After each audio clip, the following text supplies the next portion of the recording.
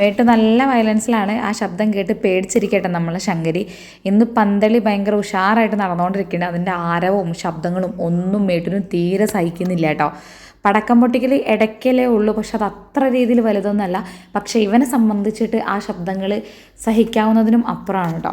ഇവളെ ഓടി എൻ്റെ അടുത്ത് വന്നിരുന്നെങ്കിൽ പോലും അവൻ ബഹളം വയ്ക്കുന്നതിൻ്റെ ശ്രദ്ധ മുഴുവനും ഇവൾ എടുക്കുന്നുണ്ട്. ആ ഭാഗത്തേക്ക് നോക്കിയിരിക്കുന്നുണ്ട്. ഇടയ്ക്കൊന്ന് എന്നെ നോക്കിയിട്ട് എന്താ അപ്പം അത് അവസ്ഥ എന്ന് ചോദിക്കുന്നുണ്ട് കേട്ടോ.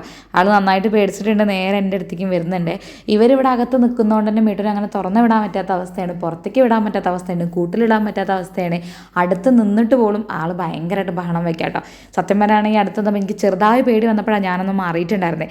ചെറിയൊരു സൗണ്ട് കേട്ട് കഴിഞ്ഞാൽ ഏകദേശം 1 മണിക്കൂറോളം അവൻ്റെ ബഹളം വെപ്പുണ്ടായിരിക്കും കേട്ടോ. എന്ത് പറ്റുന്നൊരു പിടുത്തമില്ല. അവസാനം ഏട്ടനും കൂടി വന്നതിന് ശേഷമാണ് ഞങ്ങൾ ഓനൊന്ന് അനുനയിപ്പിച്ചിട്ടുണ്ടായിരുന്നു കേട്ടോ.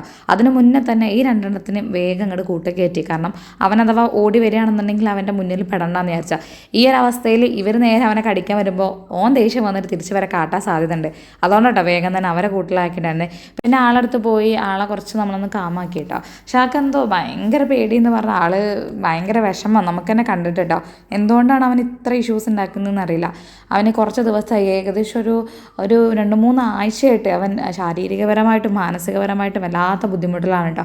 ഭക്ഷണം വെള്ളമൊക്കെ ആൾ കഴിക്കുന്ന കണ്ട് ആളെന്തോ ഭയങ്കരമായിട്ട് മൂഡ് ഓഫിലാണ് കേട്ടോ. ഒന്നും നമുക്ക് മാറ്റാൻ പറ്റുന്നില്ല. അവന് ഇഷ്ടമുള്ള പല കാര്യങ്ങൾ ചെയ്യിപ്പിക്കുന്നുണ്ട്. അവനെ നമ്മൾ വാക്ക് ചെയ്യിപ്പിക്കുന്നുണ്ട്. അവനെന്ന് ഞങ്ങൾ ആ പന്തളീനെ അവിടെ വരെ കൊണ്ടുപോയി കേട്ടോ. അപ്പോഴൊന്നും ആളെ ഒന്നും ഒരു രീതിയിലും ആൾ ഓക്കെ ആവുന്നില്ല. എന്തുകൊണ്ടാണെന്ന് അറിയില്ല കേട്ടോ. ഇവനിനി നമ്മളെ അന്വേഷിക്കണത്തിലും ഡോക്ടറെ കാണിച്ചതിലും വെച്ചിട്ട് അവന് പ്രത്യേകിച്ച് പ്രശ്നങ്ങളൊന്നുമില്ല. പക്ഷേ അവനൊരു ചെറിയൊരു സൗണ്ട് വരെ ഇത്രയും പേടിക്കുന്നത് എന്താണെന്ന് ഇപ്പോഴും മനസ്സിലാവുന്നില്ല കേട്ടോ. എന്തായാലും നോക്കാം, പെട്ടെന്ന് മാറിയിരിക്കും ഒക്കെ.